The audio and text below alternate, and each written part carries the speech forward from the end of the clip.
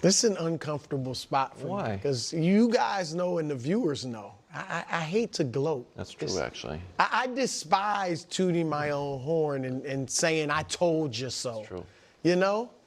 So I won't say I told you so. I could say I told you so, but I won't say I told you so.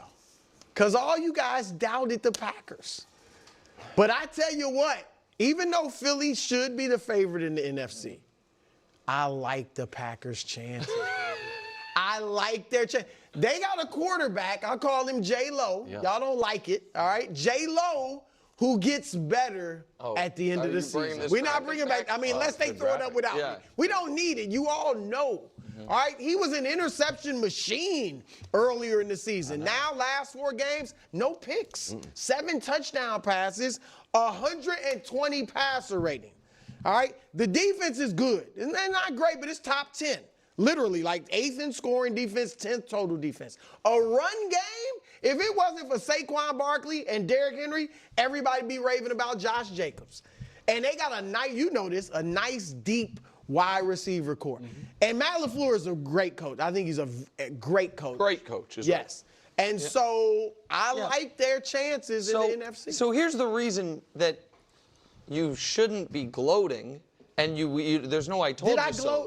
No, but you were saying like you could, like if the audience, we get new viewers all the time, shows constantly growing, is what I'm told. Living and breathing. If people don't know, they're like, oh, did Bruce say the Packers would make the playoffs? And everyone's like, no, you're an idiot. No, Bruce said the Packers are going to make the Super Bowl. Yeah. And I think that they are, oddly, Super Bowl caliber and have almost no shot of actually being in the Super Bowl. Because their only path to winning the division, it really doesn't exist, but it is the following. Win out, Detroit lose out, Minnesota lose every game except for the final game against Detroit. They need that to hit that 12-leg parlay to win the division. And I don't know about you, Greg. I know you guys did it. I know Tom Brady with the Bucs did it. But I just am not in the business of believing wild card teams without an all-time legendary quarterback are about to win 3 straight road playoff games. So I think they're good enough to beat anybody. I don't think they can win the NFC. I don't. Okay. Why do we keep... I love how we just keep making up ceilings for people and players. First off, who's to say that Jordan Love won't become an all-time great quarterback? I don't understand. Why are we putting that ceiling on him, number one? Number two, why are we putting this ceiling on this Packers team? I don't think they're going to be able to win multiple road games. Why not? Why not? Said they weren't going to beat the Cowboys last year. I don't understand. A lot of people said that Jordan Love wasn't even going to be a starting quarterback for the Green Bay Packers. But they made a mistake even drafting him. They made a mistake paying him. So I don't understand. In fact, a lot of people didn't like the fact that lots of quarterbacks were drafted. You know, whether it be the Chiefs, the Bills, whoever. The Eagles. So I don't understand why we're so quick to put these caps on these teams. One of the arguments as to why the Buffalo Bills were going to lose against the Lions were because they had a tough loss against the Rams, and then they missed a practice because of snow. That's why they were going to lose against the Lions. We love to just make up things.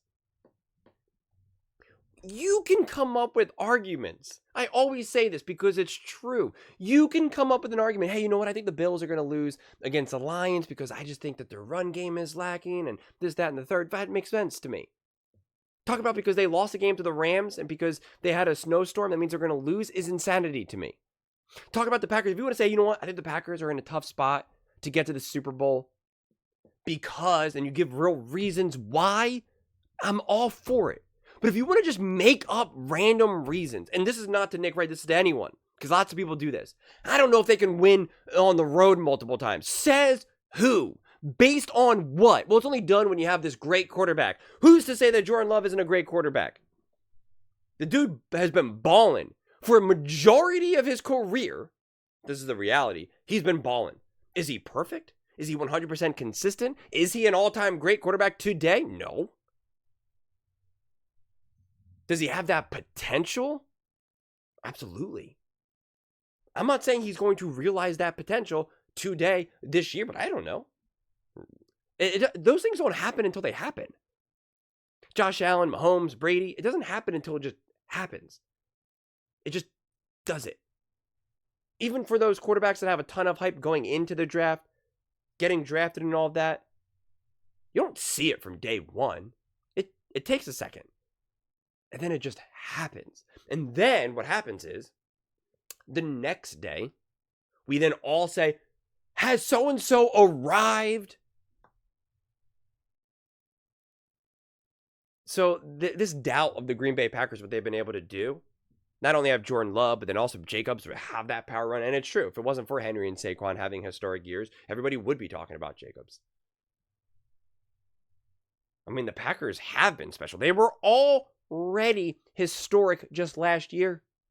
Beating the Dallas Cowboys on the road. Dominating. No one saw that coming.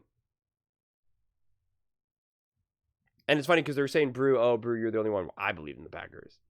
I said the Packers are dynasty building. I said that during the offseason. I said the Packers need to be smart. The way how they handle this offseason, the way they handle the contract with Jordan Love.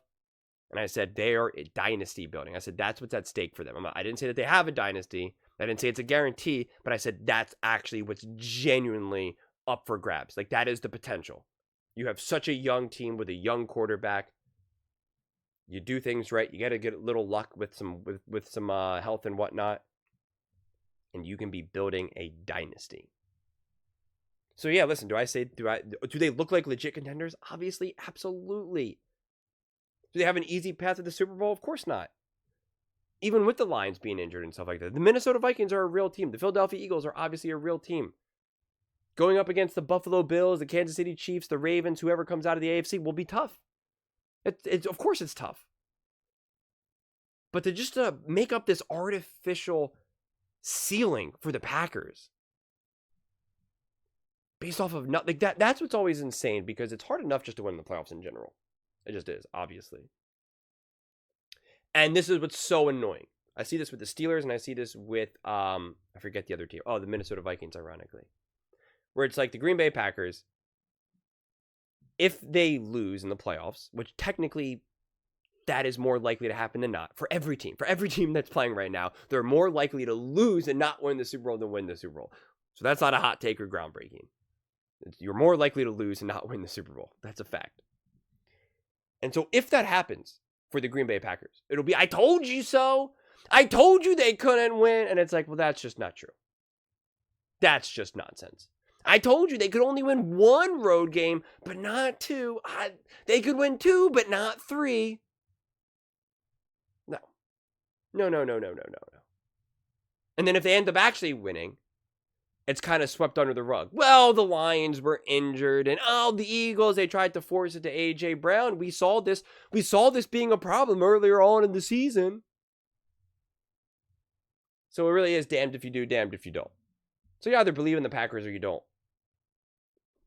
And that's fine. But they are obviously legit contenders. They are a very young team. They should not be front runners. They have what it takes. For them to win, it would be truly special. They would have to tie everything together. They're going to have to fight some really, really good teams. It's not an easy path, but they are more than capable of doing it. That's really what I'm trying to argue more than anything. Just like the Chiefs, just like the Bills, just like the Eagles, just like the Lions, and any other teams that I forgot. It's going to be a hard path forward for any of these teams. Yeah, the Buffalo Bills are rolling right now. It'll be a hard game against the Chiefs. It'll be a hard game against the Ravens. Yeah, the Eagles feel great. It's not a guarantee that they would beat the Minnesota Vikings, or heck, even the Buccaneers. The Buccaneers are balling right now, or the Packers, obviously. So just again, to put this imaginary cap on just the Packers specifically, that is my gripe. That is what fundamentally just does not add up to me. And it's not based on reality. And I don't care what history. I love when we always say, well, this hasn't been done since 2000, whatever. Well, it's only been done with this quarterback. Okay, great, grand, awesome. Whatever.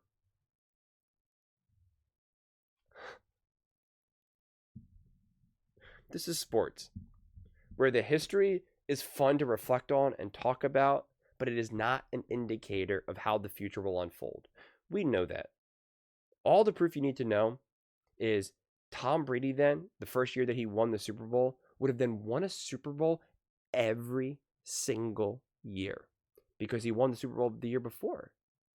And that's what they did last year. So it's a prediction. Like, they're going to keep doing that, right?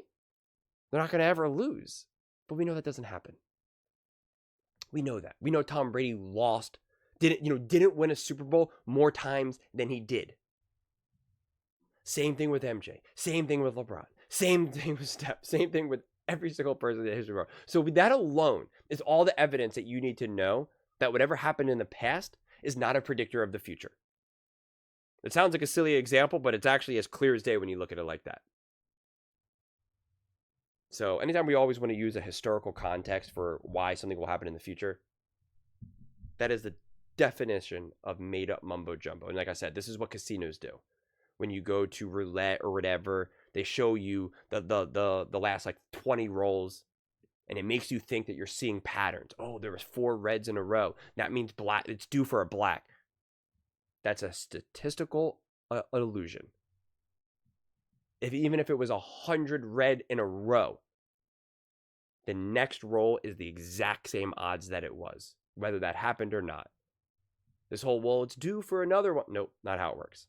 Well, this didn't happen in the past. Doesn't matter. This is 2024, man. Do you think I care what happened in 1987? 1999? Smartphones weren't invented. Stadiums are different. Weather is different. Players are different. The literal rules in the NFL are different. Injuries are different. Surgeries are different. We got like 30 different social media platforms. Like, everything is different. I do not care. We do not live in a vacuum. So see that ceiling there? Punch a hole in it. Rip the roof off. Let's go.